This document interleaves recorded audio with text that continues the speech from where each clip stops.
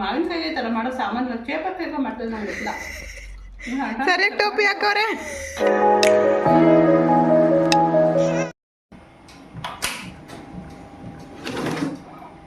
Hi friends, good morning friends. ಇವತ್ತು Saturday. ಬೆಳಗ್ಗೆನೇ ಒಂದು ಡಿಸೈನ್ ಕಂಪ್ಲೀಟ್ ಮಾಡ್ತಾ ಇದ್ದೀನಿ ನೋಡಿ. ಅದು ಬಂದು ಈ ಥರ ಇದೆ. ಇದು ಸ್ಲೀವ್ ಡಿಸೈನು. ಹಾಗೆ ಫ್ರಂಟ್ ಬ್ಯಾಕ್ ಕೂಡ ಆಗಿದೆ.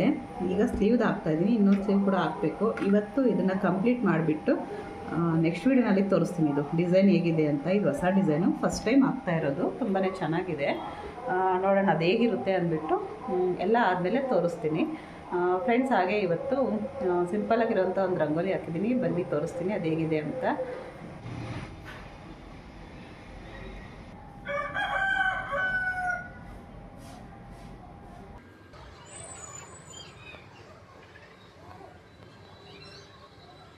ಫ್ರೆಂಡ್ಸ್, ಹಾಗೆ ಇವತ್ತು ಗೌತಮರ್ ಸ್ಕೂಲ್ ಹತ್ರ ಫುಡ್ ಫೀಸ್ಟ್ ಇದೆಯಲ್ವ, ನಾನು ಕಾಬೂಲ್ ಕಡಲೆ ಮಾಡಿ ಕಳಿಸಿದ್ದೀನಿ. ಬೇರೆ ಏನಾದರೂ ಮಾಡೋಣ ಅಂದರೆ ನನಗೆ ಅಷ್ಟಾಗಿ ಟೈಮ್ ಸಿಗೋಲ್ಲ, ಹಾಗಾಗಿ ಅದು ಬೇಗ ಆಗುತ್ತೆ ಅಂತೇಳಿ ಅದನ್ನು ಮಾಡಿ ಕಳಿಸಿದ್ದೀನಿ. ಈಗ ಸ್ಕೂಲ್ ಹತ್ರ ರೆಡಿಯಾಗಿ ಹೋಗಿ ಫುಡ್ ಫೀಸ್ಟ್ ಎಲ್ಲ ಹೇಗೆ ಮಾಡ್ತಾಯಿದ್ದಾರೆ ಅಂತ ತೋರಿಸ್ತೀನಿ ಬನ್ನಿ ಫ್ರೆಂಡ್ಸ್. ಈಗ ರೆಡಿಯಾಗಿದ್ದಾಯಿತು. ಸ್ಕೂಲ್ ಹತ್ರ ಹೋಗ್ಬಿಟ್ಟು ಇವತ್ತು ಗೌತಮ್ ಹೇಗೆ ಸೇಲ್ ಮಾಡ್ತಾನೆ ಅಂತ ನೋಡ್ಕೊಬರೋಣ ಬನ್ನಿ. ಇವತ್ತು ಸ್ಕೂಲಲ್ಲಿ ಫುಡ್ ಫೀಸ್ಟ್. ಮಕ್ಕಳು ಹೋಗಿದ ತಕ್ಷಣ ಆಂಟಿ ತಗೊಳ್ಳಿ ಅಂತ ಇರ್ತಾರೆ. ಅದೇ ಬೇಜಾರು, ಯಾರ ಹತ್ರ ತಗೊಳ್ಳೋದು ಯಾರ ಹತ್ರ ಬಿಡೋದು ಅನಿಸುತ್ತೆ. ನೋಡೋಣ ಏನೇನು ತಗೊಳ್ಳೋಣ ಅಂತ. ಅಲ್ಲಿ ಹೋದ್ಮೇಲೆ ನೋಡೋಣ ಏನು ತಗೊಳ್ಳೋದು ಅಂತ.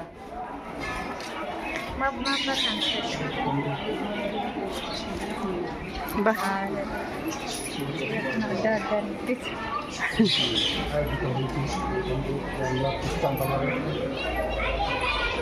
ಫಸ್ಟೇ ಇಲ್ಲಿ ಬಿಡೋಣ ನೋಡಿ, ಅವ್ರು ಪಾನಿಪುರಿ ಬೇಕಂತೆ. ಅಲ್ವಾ, ಇವರು ತರಕಾರಿ ಸೇಲ್ ಮಾಡ್ತಾರೆ. ಎಷ್ಟು ಚೆನ್ನಾಗಿದೆ ನೋಡಿ. ನೋಡೋಣ. ನೋಡು, ಏನೋ ತರಕಾರಿ ಮಾರ್ತಾ ಇದ್ದೀರಾ?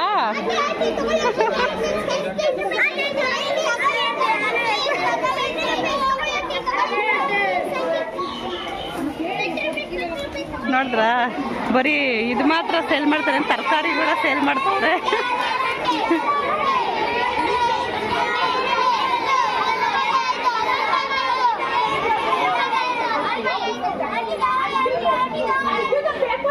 ಡ್ರೆಸ್ ನೋಡು ಚೆನ್ನಾಗಿ ಮಾಡಿ. ರೈತರಾಗ್ಬಿಟ್ಟಿದ್ದಾರೆ ಎಲ್ಲ ಫ್ರೆಂಡ್ಸ್. ಇಲ್ಲಿ ನೋಡಿ, ಇದು ನನ್ನ ಮಗನ ಸ್ಕೂಲು, ಸ್ವಾಮಿ ವಿವೇಕಾನಂದ ಸ್ಕೂಲ್ ಅಂತ. ನಮ್ಮೂರಲ್ಲೇ ಇರೋದು, ನಮ್ಮ ಮನೆ ಹತ್ರನೇ ಇರೋದು. ನೋಡಿ ಎಷ್ಟು ಚೆನ್ನಾಗಿ ರೆಡಿಯಾಗಿದ್ದಾರೆ ಅಂತ. ಮಕ್ಕಳೆಲ್ಲನೂ ತುಂಬಾ ಚೆನ್ನಾಗಿ ರೆಡಿಯಾಗಿದೆ. ರೈತರ ಮಕ್ಕಳು ಥರ ರೆಡಿಯಾಗಿ ತರಕಾರಿ ಮಾರ್ತಾ ಇದ್ದಾರೆ. ಇದು ತುಂಬ ಇಷ್ಟ ಆಯಿತು. ಇವತ್ತಿನ ಎಕ್ಸಿಬಿಷನಲ್ಲಿ ಇದು ತುಂಬ ಇಷ್ಟ ಆಯಿತು ನನಗೆ. ಮಕ್ಕಳು ರೈತರಾಗಿ ತರಕಾರಿ ಎಲ್ಲ ಸೇಲ್ ಮಾಡ್ತಾಯಿದ್ರಲ್ಲ, ಅದು ತುಂಬ ಇಷ್ಟ ಆಯಿತು. ಹಾಗೆ ಅವರು ಪಂಚೆ ಎಲ್ಲ ಉಟ್ಕೊಂಡು, ಸ್ಯಾರಿ ಉಟ್ಕೊಂಡು, ತಲೆಗೆ ಪೇಟ ಕಟ್ಕೊಂಡು ರೆಡಿಯಾಗಿ ಮಾರ್ತಾ ಇದ್ರಲ್ವ, ಅದು ನನಗೆ ತುಂಬ ಇಷ್ಟ ಆಯಿತು. ನಿಮ್ಗೆ ಯಾವ್ದು ಇಷ್ಟ ಆಯಿತು ಅಂತ ಪ್ಲೀಸ್ ಕಮೆಂಟ್ ಮಾಡಿ. ನೋಡಿ, ಈಗ ಚಿಕ್ಕ ಮಕ್ಕಳದೆಲ್ಲ ಇವತ್ತು ಎಕ್ಸಿಬಿಷನ್ ಇದೆ. ಹಾಗೆ ಅದು ಕೂಡ ನೋಡ್ಕೊಬರೋಣ ಅಂತೇಳಿ ಹೋಗಿದ್ದೀವಿ. ನೋಡಿ, ಎಲ್ಲ ಮಕ್ಕಳು ಒಬ್ಬೊಬ್ಬರು ಒಂದೊಂದು ಥರ ಮಾಡಿದ್ದಾರೆ. ತುಂಬ ಚೆನ್ನಾಗಿ ಮಾಡಿದ್ದಾರೆ ಎಲ್ಲ ಮಕ್ಕಳು. ಈ ಥರ ಪ್ರಾಜೆಕ್ಟ್ ಥರನ ಏನಾದರೂ ಮಾಡಬೇಕು ಅಂದರೆ ಎಷ್ಟು ಟೈಮ್ ಹಿಡಿಯುತ್ತೆ ಅಲ್ವಾ, ತುಂಬ ಟೈಮ್ ಹಿಡಿಯುತ್ತೆ.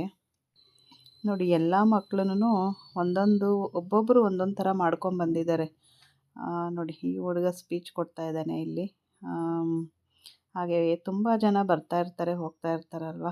ಎಲ್ಲರಿಗೂ ಪಾಪ ಮಕ್ಕಳೆಲ್ಲರೂ ಸೇರಿ ಎದ್ದೊಳೋದು, ಅವ್ರಿಗೆ ಅದ್ರ ಬಗ್ಗೆ ಎಕ್ಸ್ಪ್ಲೇನ್ ಮಾಡೋದು, ಕುತ್ಕೊಳ್ಳೋದು, ಈ ಥರ ಮಾಡ್ತಾಯಿದ್ರು. ಒಬ್ಬೊಬ್ರಿಗೂ ಎಕ್ಸ್ಪ್ಲೇನ್ ಮಾಡಬೇಕು ಅಂದರೆ ಪಾಪ ಎಷ್ಟು ಟೈಮ್ ಹಿಡಿಯುತ್ತಲ್ವ. ರಶ್ ಬೇರೆ ಜಾಸ್ತಿ ಅಂಥೇಳಿ ನಾವು ಬೇಗ ಬೇಗ ವೀಡಿಯೋ ಮಾಡ್ಕೊತ ಹೋಗ್ಬಿಟ್ವಿ. ಯಾರೋ ಒಬ್ಬೊಬ್ಬರು ಎಕ್ಸ್ಪ್ಲೇನ್ ಮಾಡಿದ್ರು, ಎಲ್ಲರೂ ಮಾಡಿಲ್ಲ. ಹಾಗೆ ನಾವು ಓದೋರೆಲ್ಲನೂ ಕೇಳ್ತಾಯಿದ್ರೆ ಮತ್ತು ತುಂಬ ಜನ ಹಿಂದೆ ನಿಂತ್ಕೊಂಡಿರ್ತಾರಲ್ವ, ಕಾಯಬೇಕು ಅಂತೇಳಿ ನಾವು ಬೇಗ ಬೇಗ ವೀಡಿಯೋ ಮಾಡ್ಕೊತ ಹೋಗ್ಬಿಟ್ವಿ. ಪ್ರಕೃತಿ ಏನ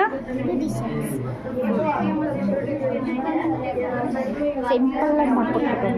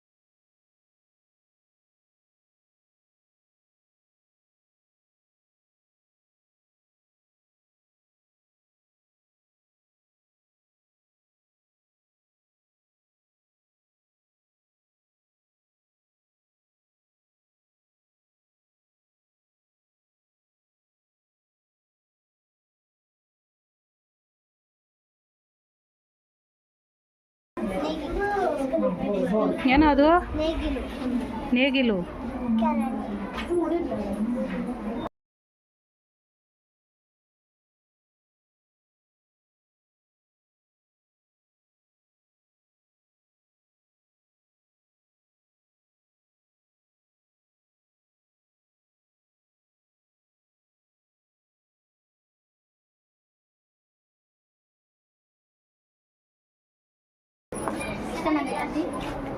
ಏನಪ್ಪ ಇದು? ಚೆನ್ನಾಗೈತಾ?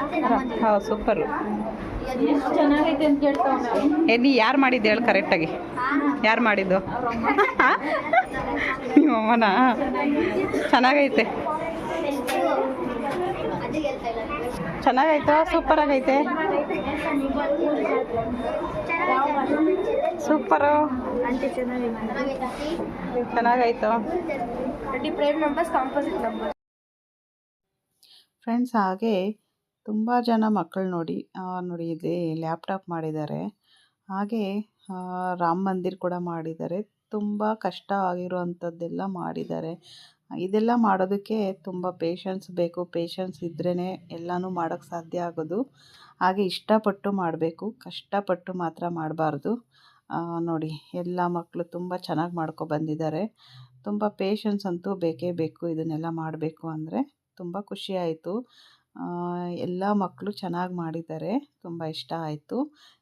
ಈ ಸರಿ ಎಲ್ಲ ತುಂಬ ಚಿಕ್ಕ ಮಕ್ಕಳೇ ಮಾಡಿರೋದು. ಹೋದ ಸರಿ ಮಾಡಿದಾಗೆಲ್ಲ ದೊಡ್ಡ ಮಕ್ಕಳು ಮಾಡಿದರು. ನೋಡಿ, ಎಲ್ಲರೂ ಕೂಡ ತುಂಬ ಚೆನ್ನಾಗಿ ಬಂದಿದ್ದಾರೆ.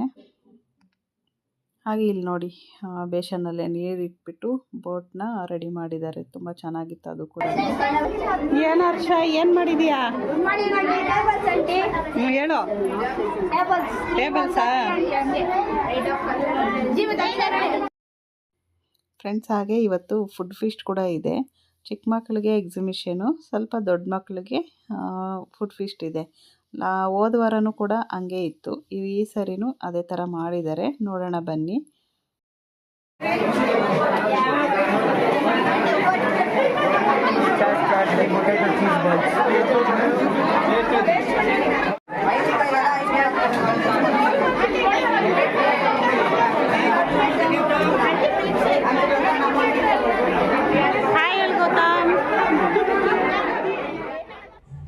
ಅಲ್ಲಿ ಫುಡ್ ಫೀಸ್ಟ್ ಅಲ್ಲಿ ತಿನ್ನೋದಕ್ಕಾಗಲ್ಲ ಅಂತೇಳಿ ಬ್ಯಾಗ್ ಒಂದು ತಗೊಂಡೋಗಿದ್ದೆ. ಮನೆಗೆ ತಗೊಂಡು ಬಂದ್ಬಿಟ್ಟು ಹಂಗೆ ಫ್ರೆಂಚ್ ಫ್ರೈಸ್ ಫುಲ್ ರಶ್. ಪಾಪ ಎಲ್ಲರೂ ಹೋಗ್ಬೇಕಲ್ಲ, ಅದಕ್ಕೆ ಮನೇಲಿ ತಗೊಂಡು ಬಂದು ತಿಂತಾಯಿದ್ದೀವಿ. ನನಗೆ ಗೊತ್ತಿರೋ ಮಕ್ಳ ಹತ್ರ ಮಾತ್ರ ಈಸ್ಕೊಂಡಿದ್ದು. ಪಾಪ ಎಲ್ಲರೂ ಆಂಟಿ ಆಂಟಿ ಆಂಟಿ ಅಂದರೆ ಎಷ್ಟು ಜನ ಅಂತ ಈಸ್ಕೊಳಕ್ಕಾಗುತ್ತೆ. ಅದೇನದು? ಕಡಲೆಕಾಳು. ಆಮೇಲೆ ನಮ್ಮ ಫೇವ್ರೇಟ್ ಮಾವಿನಕಾಯಿ ಯಾರೋ ಉಪ್ಪು ಖಾರ ಹಾಕಿ ಇಟ್ಟಿದ್ರು, ಅದನ್ನು ತಗೊಬಂದೆ. ಎಷ್ಟೆಷ್ಟಿತ್ತು ಪ್ರೈಸ್ ಎಲ್ಲ? ಎಲ್ಲ ಒಬ್ಬೊಬ್ರು ಜಾಸ್ತಿ, ಒಬ್ಬರು ಕಡಿಮೆ. ಏನು ಮಾಡೋಕ್ಕಾಗಲ್ಲ. ಸಮೋಸ ಇಸ್ಕೊಂಡೆ. ಎಲ್ಲ ಅಂಗಡಿಯಲ್ಲಿ ತಂದಿರೋ ಥರ ಐತೆ ಅವು? ಗೊತ್ತಿಲ್ಲ. ಸಮೋಸ 2 ಇಸ್ಕೊಂಡೆ, ನಿಮ್ಗೊಂದು ನನಗೊಂದು ಅಂತ. ಗೌತಮ್ಗೆ ಬೇಕಂತ ಇಸ್ಕೊಳ್ಳೋ ಅಂತೇಳಿ ಕಾಸು ಕೊಟ್ಬಿಟ್ಟು ಬಂದೆ. ಹಾಗೆ ಒಬ್ಬಟ್ಟು 25 ರೂಪಾಯಿ ಒಂದು. ಇದೇನಿದೆಲ್ಲ ವೈಟ್ ವೈಟ್ ಕಲರಲ್ಲಿ ಐತೆ? ಪೈನಾಪಲ್ ಒಬ್ಬಟ್ಟಂತೆ. ಆಂಟಿ ಪಾಪ 10 ರೂಪಾಯಿಗೆ ಮಾರಿದ್ದಾರೆ ಒಬ್ಬಟ್ಟೆಲ್ಲ. ಅಟ್ಲೀಸ್ಟ್ ಒಂದು 15 ರೂಪಾಯಿ ಆದ್ರೂ ಮಾರಬೇಕಾಗಿತ್ತು. ಇದು 25 ಜಾಸ್ತಿ ಆಯ್ತು. 20 ರೂಪಾಯಿ ಅಂದರೆ 20 ರೂಪಾಯಿ. ಓಕೆ, 25 ಜಾಸ್ತಿ ಆಯಿತು. ಟೇಸ್ಟ್ ನೋಡೋಣ ಹೆಂಗೈತೆ ಅಂತ. ಟೇಸ್ಟ್ ನನಗೆ ಇನ್ನು ಅಷ್ಟರಲ್ಲೇ, ಇನ್ನು ಒಬ್ಬಟ್ಟು ಟೇಸ್ಟ್ ಏನಿಲ್ಲ. ಪೈನಾಪಲ್ದು ಒಬ್ಬಟ್ಟು, ತೊಗರಿಬೇಳೆಯಲ್ಲಿ ಮಾಡಿದಷ್ಟು ಒಬ್ಬಟ್ಟು ಬೇರೆ ಏನರಲ್ಲಿ ಮಾಡಿದ್ರು ನನಗಿಷ್ಟ ಆಗಲ್ಲ. ಸ್ವೀಟ್ ಆಗಲ್ಲ.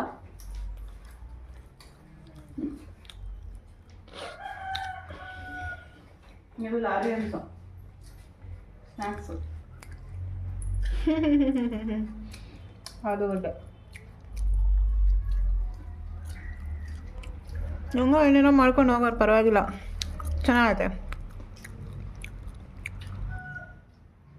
ಮಾವಿನಕಾಯಿ ಹೆಂಗಿದೆ ಕೊಡಿಲಿ, ಟೇಸ್ಟ್ ಮಾಡಿ. ಸೇರ್ಬೇಕಾಯಿ ಮಾವಿನಕಾಯಿ ಮಿಕ್ಸ್ ಮಾಡೋ. ನಾನು ಮಾವಿನಕಾಯಿ ಅಂದರೆ ಅಂದ ಮಾವಿನಕಾಯಿ ಅಲ್ಲ, ಸೇರ್ಬೇಕಾಯಿ. ಮಾವಿನಕಾಯಿ ಅಂದ್ಬಿಟ್ಟು ಇಸ್ಕೊಂಡು ಚೇಪೆಕಾಯಿ ಬಕ್ರ ಬಾಯಲ್ಲಿ ನೀರು ಉಳಿಸ್ಕೊಂಡು ಇಸ್ಕೊಂಡಿದ್ದೀನಿ. ಮಾವಿನಕಾಯಿ ಅಂದ್ಬಿಟ್ಟು ನೋಡಿ ಚೇಪೆಕಾಯಿಯ ಗೊತ್ತೇ ಆಗಿಲ್ಲ. ನಾನು ಕೇಳಿದೆ ಅವನ್ನ ಮಾವಿನಕಾಯಿ ಏನೋ ಅಂದ. ಹ್ಞೂ ಅಂಟಿ ಅಂದ. ನೋಡಿದೆ ಚೇಪೆಕಾಯಿ. ಯಾರ ಹತ್ರ ಇಸ್ಕೊಂಡಿದೆ ಅದು? ಗೊತ್ತಿಲ್ಲ, ಯಾರೋ ಒಂದು ಹುಡುಗ.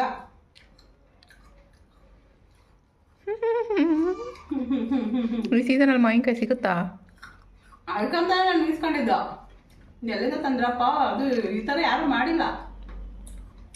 ಮಾವಿನಕಾಯಿ ಈ ಥರ ಮಾಡೋ ಸಾಮಾನು ಚೇಪೆಕಾಯಿ ಮಾಡ್ತದೆ ನಂಗೆ ಗೊತ್ತಿಲ್ಲ. ಸರಿ ಟೋಪಿ ಹಾಕೋರೆ. ಸಣ್ಣ ಸಣ್ಣ ಕಟ್ ಮಾಡಿಬಿಟ್ಟು ಉಪ್ಪು ಖಾರ ಹಾಕಿದ್ರೆ ಮಾವಿನಕಾಯಿ ಜಾಸ್ತಿ ಥರ ಮಾಡ್ತಾರೆ ಎಲ್ಲ ಕಡೆ. ಹಂಗಂದ್ಬಿಟ್ಟು ಇಸ್ಕೊಂಡ್ರೆ ಚೇಪೆಕಾಯಿ. ಯಾವ್ದಾದ್ರು ಅವ್ರು ತಿಂದಪ್ಪ ಕಾಸು ಕೊಟ್ಟಿದ್ದೀವಿ.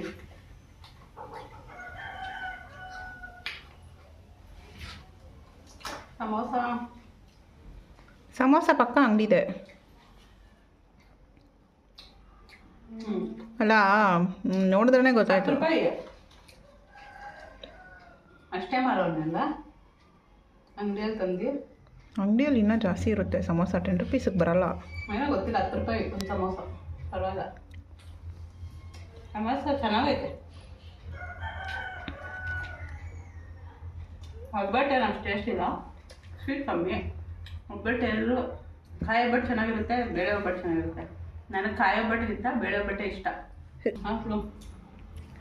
ಅಷ್ಟೇ ಗೈಸ್, ಹೋಗ್ಬಿಟ್ಟು ಇಷ್ಟು ಇಸ್ಕೊ ಬಂದಿದ್ದಾರೆ ಇವತ್ತು. ಫ್ರೆಂಡ್ಸ್, ಈ ಸ್ಯಾರಿ ಬಂದು ಸುಮಾರು 2 ತಿಂಗಳಾಯ್ತು ಅವ್ರು ಕೊಟ್ಟು.